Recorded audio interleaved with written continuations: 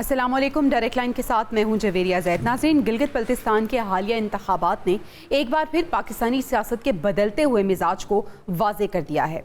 गैर हतमी और गैर सरकारी नताइज के मुताबिक पाकिस्तान पीपल्स पार्टी ने 9 नशिस्तों के साथ सबसे नुमाया पोजीशन हासिल कर ली है, जिसके बाद सियासी मैदान में नई सफबंदियाँ शुरू हो चुकी हैं। दूसरी जानिब मुस्लिम लीग नून ने भी महदूद मगर अहम कामयाबी हासिल करते हुए 3 नशिस्तें अपने नाम की हैं, जबकि तहरीक इंसाफ ने नताइज को मुस्तरद करते हुए धांधली के इल्जामात आयद किए हैं और अपनी कामयाबियों का दावा भी किया है, जिससे सूरत हाल मजीद पेचीदा हो गई है। इस इंतखाबी मार्के ने एक बार फिर ये सवाल भी उठा दिया है कि असल नंबर गेम आखिर किस के हाथ में जाएगी। हुकूमत साजी के लिए दरकार सादा अक्सरियत अभी वाज़ेह नहीं और आज़ाद उम्मीदवारों का किरदार इस मरहले पर फैसला कुन हैसियत अख्तियार कर सकता है। सियासी मुबस्सिरीन के मुताबिक आने वाले दिनों में जोड़ तोड़, इत्तेहाद और सियासी मुज़ाकरात का एक नया सिलसिला शुरू होने जा रहा है, जो गिलगित बल्तिस्तान की आइंदा हुकूमत का रुख मुतय्यन करेगा। प्रोग्राम के पहले हिस्से में हम इसी को डिस्कस करेंगे। प्रोग्राम के दूसरे हिस्से में बात कर लेंगे आलमी मंजरनामे की। मशरिक़ वुस्ता में हालात एक बार फिर कशीदा हैं। ईरान और अमरीका के दरमियान पैगामात का सिलसिला भी जारी है, मगर ज़मीन पर हमले रुकने का नाम नहीं ले रहे। इसराइल और ईरान की बराह रास्त कशीदगी ने पूरे खित्ते को एक ऐसे खतरनाक मोड़ पर ला खड़ा किया है, जहां हर नया हमला जंग के दायरे को मजीद वसी कर रहा है। तेल की मंडियां हिल रही हैं, आलमी मईशत बेयकीनी का शिकार है और आम शहरी खौफ के साए में जी रहे हैं। सवाल यह है कि क्या ये सब वाकई सिक्योरिटी की जंग है या ताकत के तवाज़ुन की नई तश्कील? इसको समझने और जानने की कोशिश करेंगे। और प्रोग्राम के आखिरी हिस्से में हम बात करेंगे आने वाली बजट की। बजट की तारीख बार बार तब्दील हो रही है। सवाल यह है कि क्या ये सिर्फ इंतज़ामी ताख़ीर है या पॉलिसी सतह पर किसी बड़े दबाव का नतीजा है, और क्या मौशी मनसूबाबंदी वाकई कौमी ज़रूरतों के मुताबिक हो रही है या IMF की मंजूरी ही असल समत तय कर रही है।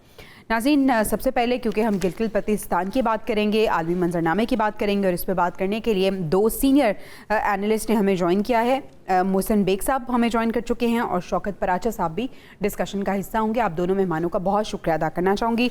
बेग साहब, डिस्कशन का आगाज़ आपसे कर लेती हूँ। गिलगित बल्तिस्तान में होने वाले इंतखाबात की सबसे पहले हम बात करते हैं। सर, पीपल्स पार्टी ने अपेरेंटली यहाँ पर मैदान मारा है। कैसे देखते हैं आप इन इंतखाबात को और पीपल्स पार्टी की जीत को?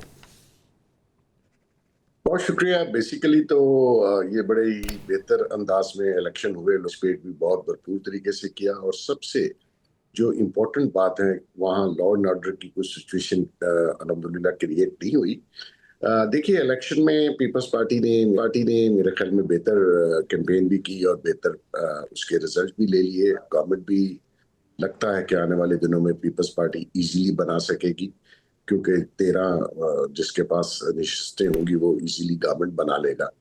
और मेरे ख्याल में अभी 1-2 नशिस्तों पे उनके रिजल्ट बाकी हैं। लगता यही है कि वो 10-11 तक पहुंच जाएंगे। तो ओवरऑल मेरे ख्याल में आने वाले चंद दिनों में, क्योंकि उन्होंने कहा जी कंफर्मेशन ऑफ रिजल्ट जो नोटिफिकेशंस हैं वो शायद 2-4 दिन के बाद ही वो दें, क्योंकि दूर दराज इलाकों से अभी मेरे ख्याल में भरपूर तरीके से या फाइनल रिजल्ट नहीं आए। तो ओवरऑल तो इलेक्शन मेरे समझता हूँ, देखिए हमारे यहाँ एक रवायत सी बन गई है, जो हारता है वो कहता है जी धांधली होगी। अदरवाइज पीपल्स पार्टी जो है वो उसने अपनी परफॉर्मेंस के ऊपर और अपनी कैंपेन के ऊपर और उसके जो वोटर सपोर्टर थे वो भरपूर तरीके से निकले। हालांकि जो तवक्को की जा रही थी वो तो बहुत मुख्तलिफ थी, और जो फेडरल गवर्नमेंट होती है वो असरअंदाज भी होती है गिलगित में या आजाद कश्मीर में। तो वो देखें, वो 5 या 6 नशिस्तों पे महदूद रह गए। तो मैं समझता हूँ कि इलेक्शन ओवरऑल अगर आप देखें तो बहुत बेहतर हुए। लॉ एंड ऑर्डर की सिचुएशन भी बेहतर रही। अच्छा, और लोगों ने भरपूर बिल्कुल। पराचा साहब, बहुत शुक्रिया ज्वाइन करने के लिए। क्या कहेंगे आप गिलगित बल्तिस्तान के इंतखाबात के हवाले से? पीपल्स पार्टी की जीत जो हुई है, एक्सपेक्टेड था ये? अभी तो तीर चल गया, लेकिन इससे पहले जो बिलावल भुट्टो पे इल्जामात थे, पीपल्स पार्टी की परफॉर्मेंस की अगर हम बात करें, क्या मुहर्रकात बने कि पीपल्स पार्टी ने यहाँ पे मैदान मारा? क्या वजह परफॉर्मेंस रही या कैंपेन रही या कुछ और? बहुत शुक्रिया। पीपल्स पार्टी और गिलगित बल्तिस्तान के अवाम का एक रिश्ता है, और वो वक्त के साथ हमेशा इम्प्रूव होता रहा है, उसमें इजाफा होता रहा है।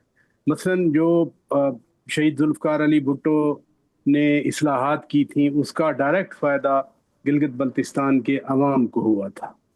फिर 2009 वाली जो गवर्नमेंट थी, 2008 से 13 तक पीपल्स पार्टी की सदर आसिफ अली जरदारी ने उस वक्त इस्लाहात की थी, और ये जो सूबाई असेंबली अभी बन रही है, वज़ीर आला जो बनेंगे, ये भी पीपल्स पार्टी ने ही अवाम को ये हक दिया।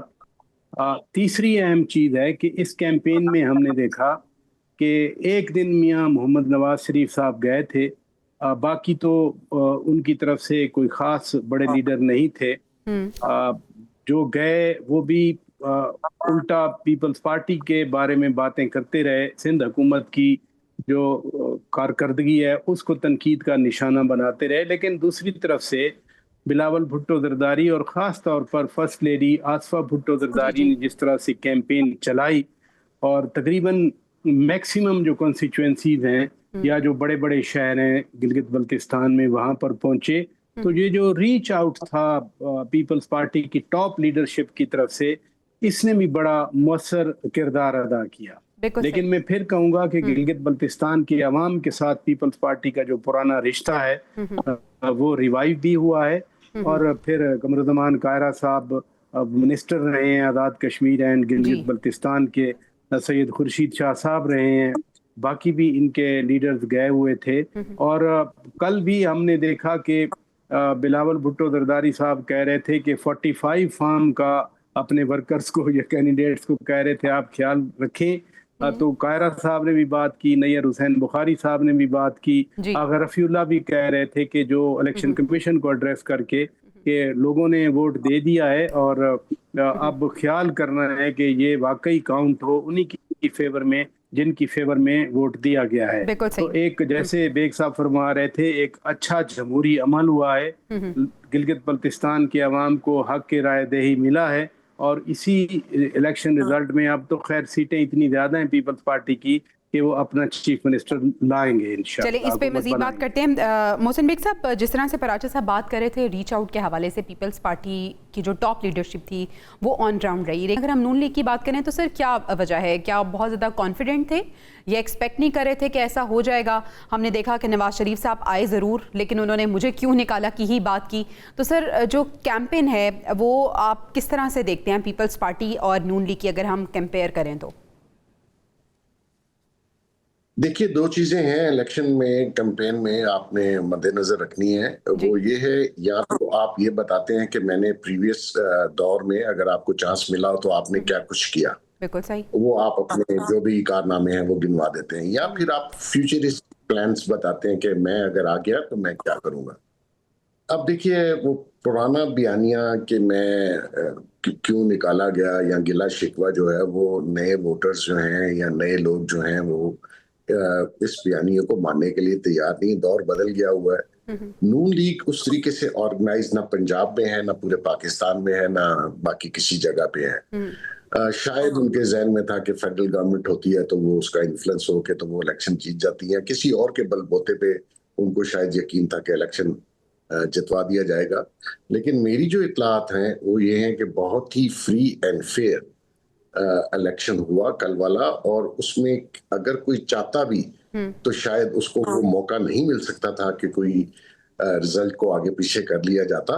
तो मैं समझता हूँ कि उन्होंने, पीपल्स पार्टी ने, मैं पहले से कह रहा था कि वो बेहतर कैंपेन की है और बेहतर तरीके से। बेग साहब, आपकी मौजूदगी का फायदा उठाते हुए मैं आपसे जरूर पूछना चाहूंगी कि अगर हम यंग लीडरशिप की बात करें पीपल्स पार्टी में, बिलावल भुट्टो हो जाएं, हम आसिफा भुट्टो की बात करें, तो आपको लगता है कि ये जो यूथ है इनको उम्मीदें हैं इन दोनों से कि ये कुछ तब्दीली लेके आएंगे, और ये भी वजह हो सकती है कि वहाँ पे पीपल्स पार्टी को जीत मिली है? ये वाली बात तो बड़ी पुरानी हो गई, और इसमें आपको एक्सपीरियंस भी चाहिए और गवर्नमेंट चलाने का। देखिए, election campaign is totally different, और अगर आपने हुकूमत और मुल्क को आगे लेके जाना है, इकोनॉमिक्स करनी है, आपने मुल्क में पॉलिटिक्स और अपनी जमहूरी रवायात को बेहतर करना है, that is a totally separate thing. तो उसमें मैं फ्यूचर की बात तो नहीं कुछ पेशगोई कर सकता, लेकिन आपको आहिस्ता आहिस्ता एक्सपीरियंस मिलता है। इसमें कोई शक नहीं है कि अगर आप बेहतर अंदाज में आए और अपने साथ एक एक्सपीरियंस भी लाए और अपने एडवाइजर्स के साथ आए, तो हो सकता है कि मुल्क में एक बेहतर जो आज के हालात हैं वो शायद कल बदल जाए। बिल्कुल सही है। पराचा साहब, हुकूमत साजी के लिए जो दरकार अक्सरियत है अभी वाजे नहीं है, और जो आज़ाद उम्मीदवार हैं वो खासी अहमियत इख्तियार कर चुके हैं। کیا لگتا ہے یہ جو جوڑ توڑ کا سلسلہ ہے اب اگلا مرحلہ یہی ہونے جا رہا ہے، تو اس میں کچھ سیٹ بیک ہو سکتا ہے یا پھر یہی پیٹرن رہے گا جو ہم دیکھ رہے ہیں؟ نہیں، ایکچولی نا سیٹوں کا ڈفرینس اتنا زیادہ ہے کہ اس میں مجھے تو کم از کم اپ سیٹ ہوتا دکھائی نہیں دے رہا. اچھا، یعنی اگر 18 سیٹوں کا رزلٹ آیا کچھ وقت پہلے تک، اس میں سے 9 پیپلز پارٹی کی تھیں اور نون لیگ کی تو 2-3 ہارڈلی نظر آ رہی تھیں. اس لیے بہت زیادہ مارجن ہے، اور جو اعداد ہیں وہ ٹیکنیکلی اعداد ہیں. اگر تو بہت ہارڈ کور کوئی ہوں گے، کیونکہ پی ٹی آئی ڈیمانڈ کر رہی تھی کہ وہ کلیم کر رہی تھی رادر کے جتنے بھی اعداد ہیں وہ ان کے بیکڈ ہیں. لیکن آج ہی سے پیر کو بیرسٹر گوہر خان صاحب کہہ رہے تھے کہ جی ہم تو مسترد کرتے ہیں ان ریزلٹس کو، تو لہذا جو جیتے ہیں وہ تو خوش ہوں گے کہ ہم جیت گئے. جیتنے والے تو ناراض نہیں ہوا کرتے نا، تو وہ جو جیتے ہیں اب وہ اپنا راستہ بھی لے سکتے ہیں.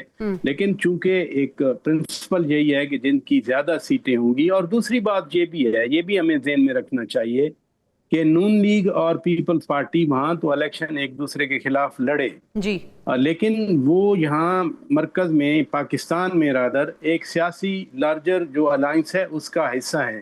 تو آئی کیناٹ رول آؤٹ کہ چیف منسٹر پیپلز پارٹی کے ہوں اور اس میں پھر منسٹر جو ہیں وہ نون لیگ کے بھی آ سکتے ہیں. مثلاً حافظ حفیظ الرحمان صاحب جیتے ہیں گلگت ون سے، وہ پچھلی بار ایک بار وہ چیف منسٹر بھی رہے ہیں نون لیگ کے اسی گلگت بلتستان میں، ان کو ایکسپیرینس بھی ہے. ان کا ملنا جلنا تمام سیاسی جماعتوں سے ہے. تو کوئی as such hard pitch battle نہیں تھی گلگت بلتستان میں جس میں پیپلز پارٹی اور نون لیگ میں اتنے فاصلے آ گئے ہیں. ابھی آج بھی جو صدر آصف علی زرداری صاحب کے ساتھ میٹنگ وزیر اعظم کی یا بلاول بھٹو زرداری صاحب کے ساتھ، تو اگر اور بجٹ سازی کے معاملات زیر بحث آئیں گے تو میرا خیال ہے اشارتاً یا ایک ہلکی پھلکی اس پہ بھی بات ہو جائے گی. کیونکہ ہمیں یہ بھی نہیں بھولنا چاہیے کہ گلگت بلتستان ایک حساس علاقہ ہے، حساس خطہ ہے، اور کوئی وینچر کرنا وہ انوائے بھی کر سکتا ہے لوگوں کو، اور میں نہیں سمجھتا کہ کوئی وینچر کی جائے گی. لہذا جو پرنسپل ہے جس کے پاس سیٹیں زیادہ ہیں وہی حکومت بنائیں گے. اس میں تو مجھے تو کم از کم پرنسپل کے اکارڈنگ ہی حکومت سازی آپ دیکھ رہے ہیں. ٹھیک ہے بیگ صاحب، کالعدن الیکشن کمیٹی کے مطالبات آخر ہیں کیا؟ اب ہم بات کر لیتے ہیں کہ آزاد کشمیر میں اس وقت چل کیا رہا ہے، کیا کیوس ہے وہاں پہ؟ دیکھیے، ان کی جو پریویسلی ڈیمانڈز تھیں آج سے کوئی 8 ماہ پہلے، اس کے اوپر ہمارے جو فیڈرل وزراء ہیں کشمیر کو ہینڈل کرتے ہیں، نون لیگ کے لوگ بھی گئے، پیپلز پارٹی کے لوگ بھی تھے، سب نے ان کی ڈیمانڈز جو جائز تھیں اور جو ناجائز بھی تھیں، تو 38 کے قریب ان کی ڈیمانڈز تھیں، 35 کے قریب ان کی ڈیمانڈز مان لی گئیں. اور اس میں آپ دیکھیے جو ریلیف ان کو ملا ہے وہ پورے پاکستان میں نہیں ہے، حالانکہ وہ پاکستان میں ایکولی آزاد کشمیر کے لوگ فیڈرل سروس کمیشن میں ان کو پرائورٹیز حاصل ہیں، ایجوکیشن یونیورسٹیز میں ان کو اسکالرشپ اور میرٹ بھی ان کو اکاموڈیٹ کیا جاتا ہے. ان کے میرٹ کے سٹائل ڈیفرنٹ ہیں پنجاب اور سندھ سے. بالکل صحیح. تو ان ساری چیزوں کے باوجود بھی مان لیا. اب جو ریئل ایشو ہے وہ 12 سیٹیں ہیں مہاجرین کی. تو اس کے تو میں یہ سمجھتا ہوں کہ وہ ناجائز ڈیمانڈ ہے ان کی. آپ ان کو ان 12 سیٹوں کو ختم نہیں کر سکتے. فرض کر لیجئے کل یونائٹڈ نیشن کہتی ہے آپ وہ جو ہے رائے شماری کروا لیجئے، تو خالی آزاد کشمیر کے لوگ تو نہیں، مہاجرین پورے پاکستان میں بیٹھے ہیں جن کی تعداد تقریباً میرے خیال میں 8-9 لاکھ ہے. آپ ان کو مائنس آزاد کشمیر سے نہیں کر سکتے. ان کا رائے آف ووٹ اور رائے دہی کا حق چھین نہیں سکتے. اب ان کا جو 12 سیٹوں کے اوپر جو ان کا بیانیہ ہے کہ جی وہ بک جاتے ہیں، آپ نہیں بکتے. آپ دیکھیے آزاد کشمیر میں ایک دن ایک ایم ایل اے ایک پارٹی سے اور تو دوسرے دن دوسری پارٹی سے. تو یہ کہنا وہ سمجھتا ہوں بہت ہارڈ لائن لے گئے ہیں. اس کے اوپر انڈیا بھی ایسا الیکشن کمیشن کو کمیٹی کو سپورٹ کر رہا ہے. آپ ان کے امیت شاہ کا بیان پڑھ لیجئے، ان کی اسمبلی میں ذرا دیکھ لیجئے. ان کو خود سوچنا چاہیے کہ آپ کو اس حد تک. اب دیکھیے کل لا انفورسمنٹ کے 4 جوان شہید ہوئے ہیں. تو یہ جو آپ ایمونیشن کے ساتھ احتجاج کر رہے ہیں، یہ ریاست کے اندر نہیں ہو سکتا. اگر آپ کو پاکستان اتنا برا لگتا ہے یا آپ پاکستان سے انڈیپینڈنس چاہتے ہیں تو آپ کا خیال ہے کہ آپ 2 دن اپنی ریاست چلا لیں گے. یہ پیسے آپ پاکستان سے لیتے ہیں. آپ کا یہ کہنا جی دریا یہاں سے آتے ہیں, دریا انڈیا سے آتے ہیں, آپ سے نہیں آتے.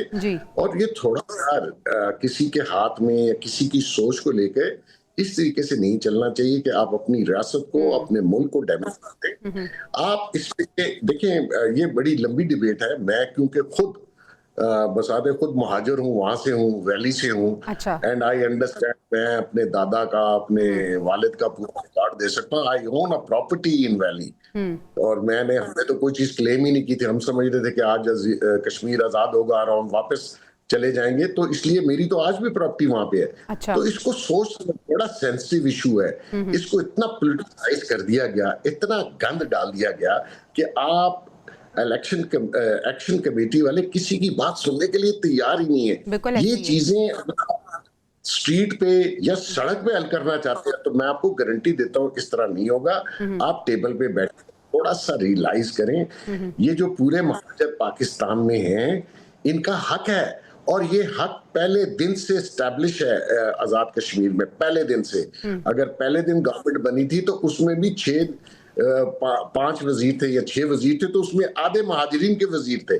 تو ایسا نہیں ہے کہ بالکل ڈسکارڈ کر کے آپ کہیں جی نشستیں اور ان کی ختم کر دیں, تو ایسا ممکن.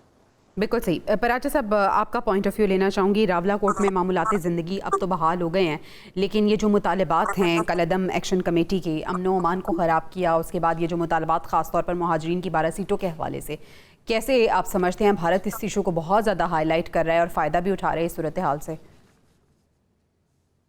دیکھیں, اس کا قانونی اور آئینی تو فیصلہ آ گیا سپریم کورٹ کا. اس میں تو واضح طور پر ہے کہ کس طرح سیٹیں آ سکتی ہیں یا ختم ہو سکتی ہیں. آرٹیکل 22 کا کور حاصل ہے, اور اسی طرح سے 33 آرٹیکل کے تحت یہ چینج ہو سکتا ہے اگر قانون ساز اسمبلی اے جے کے کی چاہے تو. دوسرا, بیگ صاحب نے اس کا تاریخی پس منظر بھی بتا دیا, اور درست بتایا انہوں نے کہ جو ایک رشتہ ہے مہاجرین کا, جو قربانیاں دے کے آئے تھے یہاں پاکستان میں آئے, وہ کیسے چاہیں گے کہ ان کا ایک رشتہ کشمیر سے, ویلی سے, جموں سے ٹوٹ جائے. لیکن میں یہ ضرور کہنا چاہ رہا ہوں کہ جو کچھ پچھلی بار بھی ہوا جوائنٹ ایکشن کمیٹی کے احتجاج میں, اس دن بھی مجھے یاد ہے, چونکہ میں ایک جرنلسٹ ہوں, اس دن بھی 7-8 پولیس والوں کی جان گئی تھی, اور گزشتہ رات بھی اسی طرح ہوا کہ لا انفورسمنٹ کے 4 نوجوان شہید ہو گئے, اور دوسری طرف سے بھی جانی نقصان ہوا ہے. میں کہنا یہ چاہ رہا ہوں کہ یہ نہیں ہونا چاہیے, بالکل نہیں ہونا چاہیے. ایسا ہرگز ہمیں سوچنا بھی نہیں چاہیے کہ ہمارے جو ہیں وہ فاصلہ اتنا بڑے, خدا نخواستہ, یا ہمارے درمیان اس طرح کی صورتحال پیدا ہو جس میں جانے جائیں. انڈیا بات کرے نہ کرے, بھارت تو چاہے گا کہ یہ صورتحال اور خدا نخواستہ خراب ہو اور ان کو موقع ملے اس طرح کی باتیں کرنے کا. لیکن ایک پاکستانی کی حیثیت سے جو کشمیر ہے وہ قائد اعظم رحمۃ اللہ علیہ نے فرمایا تھا پاکستان کی شہ رگ ہے, اور وہ شہ رگ میں اگر کہیں سے بھی تھوڑا سا بھی خون رسے تو میں تو ایسا پاکستانی, میں اس پہ افسردہ بھی ہوتا ہوں, رنجیدہ بھی ہوتا ہوں. کشمیر جس صرف 70 سال سے نہیں بلکہ کشمیر جو ہے وہ تو بہت مہاراجہ رنجیت سنگھ کے دور سے جو ہے وہ سلگ رہا ہے, بلیڈ کر رہا ہے. کشمیریوں کا جو خون ہے وہ آج سے نہیں بہہ رہا. کشمیریوں پہ یعنی وہ جھنڈے والی جو بات ہے اس دن, یا اذان دینے والی بات ہے اس دن بھی کشمیریوں نے جو اذان مکمل کی وہ پے در پے لاشیں دے کر کی. پھر ابھی بھی یعنی جو مسجد ہے سری نگر والی میر عمر فاروق صاحب کی, وہ نہیں کھولنے دی جاتی. تو اس لیے انکریج میں اس بات سے ہوں کہ آزاد کشمیر کے وزیر اعظم نوجوان ہیں فیصل ممتاز راٹھور صاحب, انہوں نے کل پرسوں جو صحافی صاحب کے ساتھ انٹرویو میں انہوں نے کہا کہ ہم چاہتے ہیں کہ مذاکرات کے ذریعے معاملہ حل ہو. تو بات چیت جو ہے وہ سیکنڈ پرائرٹی پہ نہ ہو, وہ فرسٹ پرائرٹی پہ ہو. میں تو یہ چاہتا ہوں کہ 12 گھنٹے نہیں, 36 گھنٹے نہیں, 72 گھنٹے نہیں, کہ جب تک مذاکرات کا رزلٹ نہیں آتا فریقین کو آمنے سامنے بیٹھنا چاہیے. پاکستان کی جو قیادت ہے اس کو بھی وہاں پر پہنچنا چاہیے، اور ان کو بھی جو جوائنٹ ایکشن کمیٹی والے ہیں کالعدم قرار دے دی گئی ہے، ان کو بھی خیال کرنا چاہیے کہ یہ وہ کیا کر رہے ہیں، کیوں تماشا بنا رہے ہیں پاکستان کو بھی اور آزاد کشمیر کو بھی۔ ناظرین، پینل میرے ساتھ ہی موجود ہے، لیکن ابھی ہمیں بریک پہ جانا ہے۔ بریک سے واپس آئیں گے تو ہم بات کریں گے انٹرنیشنل سچویشن کی۔ اس وقت امریکہ ایران کشیدگی جو بڑھتی ہوئی نظر آ رہی ہے، اس کا حل کیسے اور کس طرح سے ممکن ہو سکتا ہے، اس پہ پینل کی رائے جانیں گے۔ Stay with us. Welcome back. ناظرین، ابھی ہم مشرق وسطیٰ کی صورتحال، عالمی منظرنامے کی بات کر لیتے ہیں۔ ہمیں ایسا لگتا ہے کہ کیوس کچھ کم ہونے لگا ہے تو اگلے ہی لمحے کیوس بہت بڑھ جاتا ہے، کیونکہ اسرائیل کی طرف سے لبنان پر حملہ کیا گیا، ایران کی طرف سے اس کا بھرپور جواب دیا گیا۔ محسن بیگ صاحب، یہ جو کشیدگی ہے یہ تو ایسا لگ رہا ہے کہ ہر گزرتے وقت کے ساتھ یہ بڑھتی ہی جا رہی ہے۔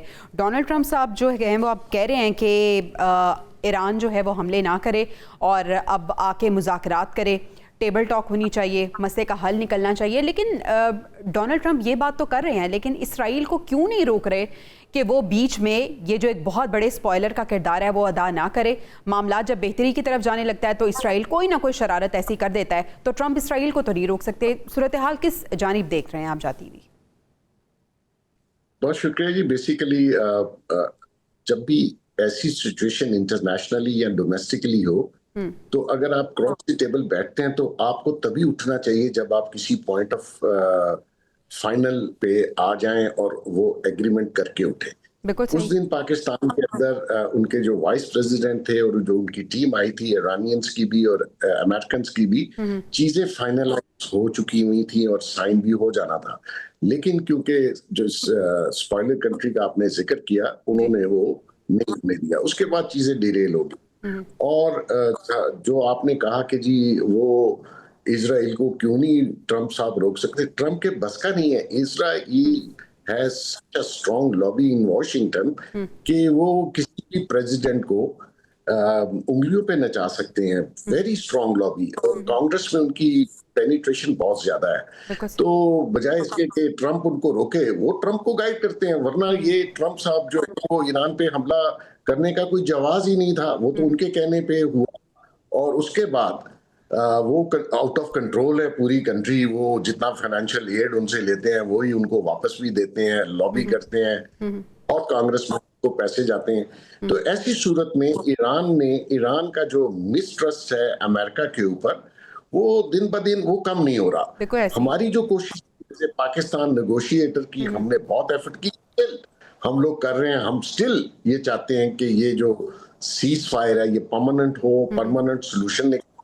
اس میں صرف ہمارا نہیں ہے، پوری دنیا اس وار سے تنگ ہے، پوری دنیا اس وار سے افیکٹ ہو رہی ہے، دنیا کا ہر شخص سم ریزن اس وار سے افیکٹڈ ہے، لیکن ٹرمپ اتنے زیادہ پریشر میں ہیں کہ وہ فائنل نہیں کر رہے اس ڈیل کو، اور وہ چاہتے بھی یہ ہیں کہ جی ہمیں وکٹری بھی مل جائے۔ میں یہ سلوگن دوں کہ وی آر وکٹوریس، لیکن جنگوں میں میدان جنگ میں ہی ہوتا ہے، الفاظوں سے نہیں ہوتا، لہٰذا اس میں میرے خیال میں آنے والے دنوں میں سینس ول پرویل، اور امریکہ امریکہ چاہتا ہے کہ میں اپر ہینڈ سے ڈیل کروں، جو کہ میں سمجھتا ہوں کہ ایرانیز اس کو موقع نہیں دیں گے اپر ہینڈ کا۔ بالکل صحیح ہے۔ ایران یہ کہہ رہا ہے پراچا صاحب کہ اسرائیل امریکی اجازت کے بغیر ایک قدم بھی نہیں اٹھا سکتا، یہ جو حالیہ کشیدگی ہے اس میں اضافہ جو ہے اس کا پورا ذمہ دار امریکہ ہے، اور ڈونلڈ ٹرمپ یہ کہتے ہوئے نظر آ رہے ہیں کہ اسرائیل پر حملے بند کرو، مذاکرات میں آ کر بیٹھو، ایران کو یہ کہا جا رہا ہے ڈونلڈ ٹرمپ کی طرف سے۔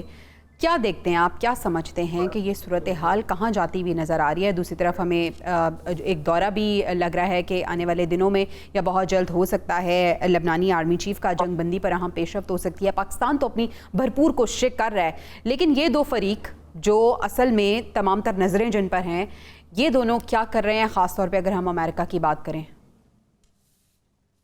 دیکھیے، امریکی صدر ڈونلڈ ٹرمپ تو خود نیتن یاہو سے تنگ ہیں۔ پچھلے دنوں انہوں نے تو باقاعدہ گالیاں بھی دی نیتن یاہو کو کہ وہ الفاظ نامناسب ہے، میں ریپیٹ نہیں کر سکتا، اور وہ اسی کانٹیکس میں تھا کہ وہ ساؤتھ لبنان پر اسرائیل حملے کر رہا تھا، اور صدر ٹرمپ نے باقاعدہ کال کی اور جو باتیں کی ان کے ساتھ۔ پھر ابھی بھی جب कल रात को जिस तरह से मिसाइल गए तो सदर ट्रंप ने बाकायदा इसराइल को मना किया कि आपने ईरान पे अटैक नहीं करना। इसराइल जितनी भी शरारतें करे वो अमेरिका के बगैर, ये दुरुस्त बात है कि अमेरिका के बगैर इसराइल कुछ भी नहीं कर सकता। आज अमेरिका वापस चला जाए, इसराइल के सर से दस्ते शफकत उठा ले, तो इसराइल की तो जरूरत ही नहीं है कि वो किसी बॉर्डर की तरफ देख सके। और मोहसिन बेग साहब जैसे फरमा रहे थे कि इतनी स्ट्रांग लॉबी है वहाँ वाशिंगटन में, अमेरिका में, छोटी छोटी वो तंजीमें हैं इन ज़ोयनिस्ट की, और वो फिर बड़ी एक तंजीम के ज़ेरे साया जिसे आईपैक कहा जाता है, Israeli American public affairs committee, वो जब कांग्रेस के इलेक्शन होते हैं फंडिंग करते हैं, वो जब सदारती इलेक्शन होता है फंडिंग करते हैं। लेकिन हमने देखा कि इसके बावजूद सदर ट्रंप ने ये स्टैंस लिया है, और पहली बार हम ये देख रहे हैं कि इसराइल की मकबूलियत भी वहाँ अमरीकी फैसला साजी में बहुत कम हो रही है, और अमेरिका में बरमला कहा जा रहा है कि इसराइल की जंग है और अमेरिका उसका नुकसान उठा रहा है, क्योंकि जैसे ही गैसोलीन प्राइस यानी पेट्रोल प्राइस, अमेरिका में तो गैस कहा जाता है, बढ़ी है, लोगों की जिंदगी अजीरन हुई है। ये नहीं है कि पूरी दुनिया में जैसे हम पाकिस्तान में या दीगर मुल्कों में लोग मुश्किलात का शिकार हुए हैं, अमेरिका में भी मुसीबत पड़ी हुई है, और वो सबसे बड़ी मुसीबत यही सदर ट्रंप के लिए है। अब मेरा जाती जो एक असेसमेंट रही है कि 8 अप्रैल को जब जंग बंदी हुई तो मैं उस वक्त से मसलसल कहता हूं कि अब अमेरिका और ईरान की जंग तो नहीं होगी, और ये जो इसराइल वेंचर करता है ये सिर्फ स्पॉइलिंग के लिए, जैसे आप दोनों कह रहे हैं कि स्पॉइलर है, लेकिन ये स्पॉइलर कब तक चलेगा? कल मोहसिन नकवी साहब गए थे, पाकिस्तान का एक खसूसी पैगाम दे आए हैं, अब होपफुली कि वो पैगाम का जवाब आएगा ईरान की तरफ से।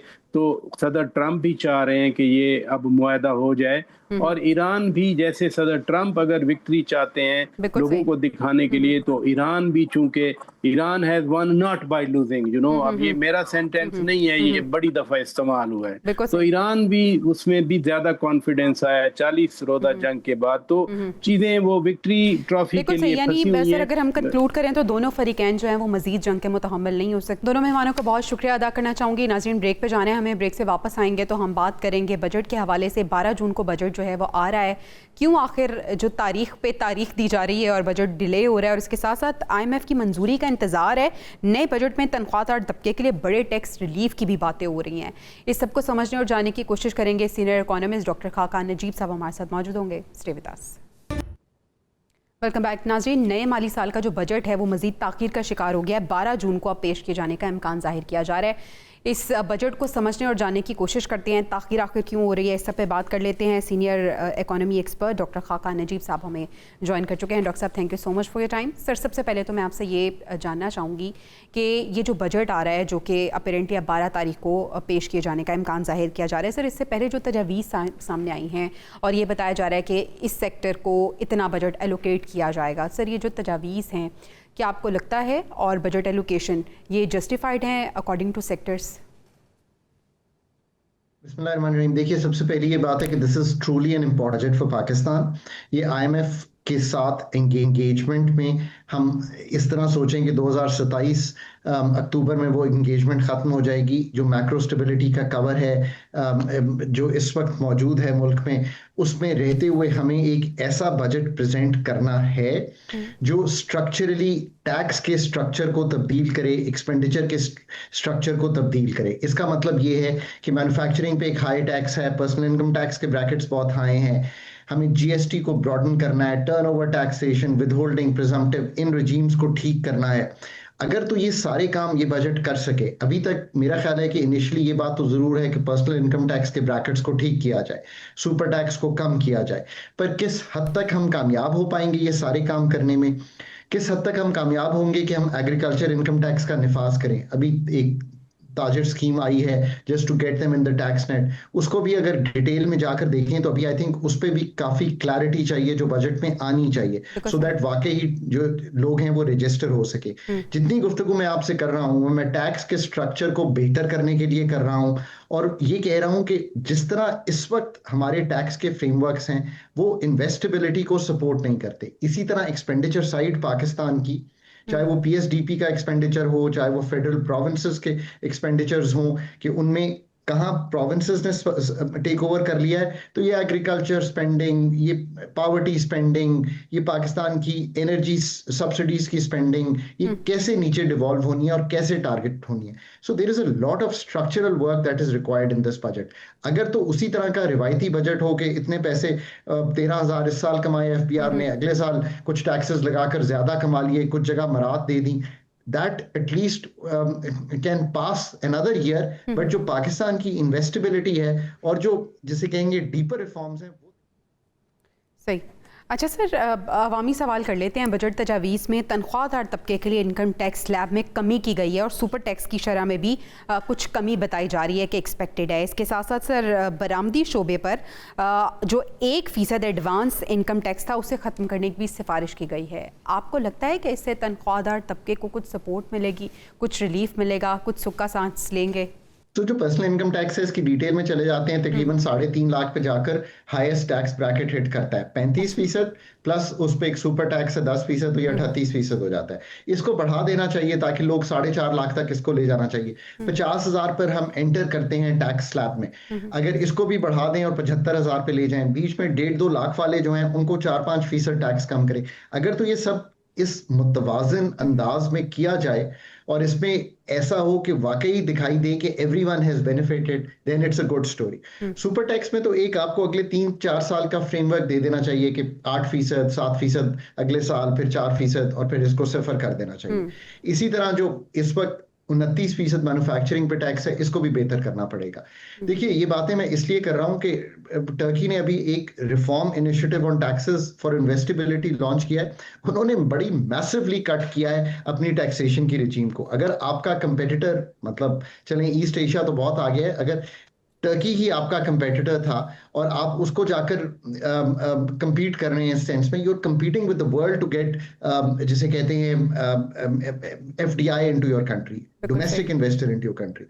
तो पाकिस्तान को इस निज़ाम को बहुत कलीदी तौर पे बदलना पड़ेगा. आई एम श्योर कि ये सारी जो अभी हमने बातें की हैं इसका अदराक जो है वो जरूर है, पर ये कितनी डीप सीटेड होती हैं दैट रिमेन्स. और ये तब डीप सीटेड होंगी जब इसके साथ साथ, चूंकि सारी तवज्जो टैक्स पे चली जाती है, इसके साथ साथ हम ये भी देखेंगे कि जो निज़ाम हमारा एक्सपेंडिचर साइड का है वो भी उसी तरह रिफॉर्म हो रहा हो. आखिर में मैं ये जरूर कहूंगा कि data integration, digitalization, risk based compliance, इसके बहुत जिसे कहते हैं हमारे पास टैक्स गैप्स को फिल करने के लिए बड़ा मवाद है. मुझे सारा कुछ पता है कि आप ट्रैवल कब करती हैं, आपके बैंक अकाउंट्स क्या हैं, आपके बच्चों की फीस क्या जा रही है, आपकी यूटिलिटी बिल्स क्या हैं. हमने डेटा इंटीग्रेशन कब करनी है. मैं पिछले 15-20 साल से ये स्टोरी सुन रहा हूँ पाकिस्तान की. इस पे भी हमें बहुत क्लियर इंडिकेशंस आनी चाहिए कि how the country is moving forward. So there is a lot of scope कि हम रेवेन्यू एक्सट्रैक्शन से निकलकर इन्वेस्टमेंट, प्रोडक्टिविटी लेड, कंपेटिटिव. बिल्कुल सही है सर. जिस जानिब आप इशारा कर रहे हैं स्ट्रक्चरल रिफॉर्म्स का, तब्दीली का, इस पर मैं ज़रूर बात करूंगी. लेकिन सर कुछ मसनूआत पर टैक्स बढ़ाने की भी बात हो रही है, जैसे सोलर पैनल्स हो गए, हाइब्रिड गाड़ियाँ हो गई और इस तरह की 20 से ज़ायद तकरीबन दीगर अशिया हैं जिन पर जनरल सेल्स टैक्स में इजाफे की भी बात हो रही है. इसको आप किस तरह से देखते हैं सर? देखिए, एक तो ये कि ये जो आई थिंक ईवीज है, इस पे हाइब्रिड पे शायद जून 2026 में वैसे ही वो जो एक क्लॉज थी कि ये इसका रेट कम होगा, वो खत्म हो रहा है, तो वो 18% पे जाने की तजवीज़ है.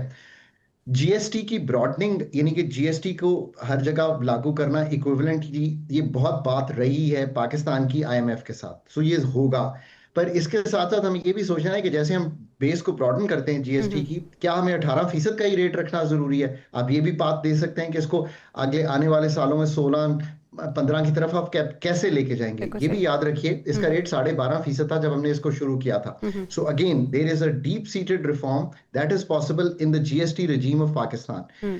जीएसटी ऑन सर्विसेज प्रोविंसेस के पास है, इसमें भी बहुत टैक्स गैप्स हैं. सो इसको भी जाकर ठीक करने की जरूरत है. Every place that we talk about, there is a reform and restructuring का आंसर जो है वो मौजूद है. Let's hope. सर आखिरी सवाल मैं आपसे ये करना चाहूँगी कि अवाम तो इस बजट से कुछ ज़्यादा पुरुमीद नहीं है, लेकिन सर आप समझते हैं कि कुछ सेक्टर्स ऐसे हैं जिनके लिए ये बजट जो है वो बेनिफिशियल भी रहेगा? और फिर सर सबसे इम्पॉर्टेंट कि बजट की तो हम बातें करते हैं, लेकिन उससे पहले जिन रिफॉर्म्स की आप बात कर रहे हैं, स्ट्रक्चरल रिफॉर्म्स की, वो कितनी ज़्यादा ज़रूरी हैं और क्यों नहीं हम वो रिफॉर्म्स कर पा रहे?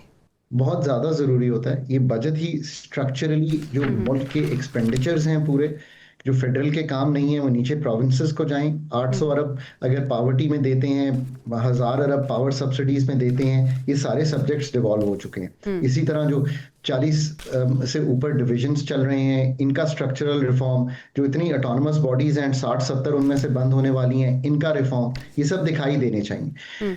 ओवरऑल मैन्युफैक्चरिंग को बेनिफिट आना चाहिए। पाकिस्तान की manufacturing as a percentage of GDP जो है वो बहुत डिक्लाइन कर गई है। ओवरऑल पर्सनल इनकम टैक्स में बेनिफिट आना चाहिए ताकि लोगों को फील हो कि उनकी जो कुव्वत खरीद टूटी है हमने उसको कुछ रिवाइव किया है। आई थिंक ये दो बहुत ही जरूरी चीजें हैं। और जो प्रोविंसेस में एग्रीकल्चर इनकम टैक्स है और जीएसटी ऑन सर्विसेज है, लैंड वैल्यू टैक्सेशन है, इसको ठीक करने की जरूरत है। हम टैक्स करते हैं लैंड की ट्रांजैक्शंस को, हमें टैक्स करना चाहिए लैंड के कैपिटल गेन्स को। अनप्रोडक्टिव एरियाज को हेविली टैक्स करें, प्रोडक्टिव एरियाज को सपोर्ट दें। This is a deep seated reform agenda जो अभी हमने जितनी गुफ्तगू की है। आई रियली होप कि हम ये सब जो है इस बजट FY 27 में, क्योंकि अथॉरिटीज को इसका बहुत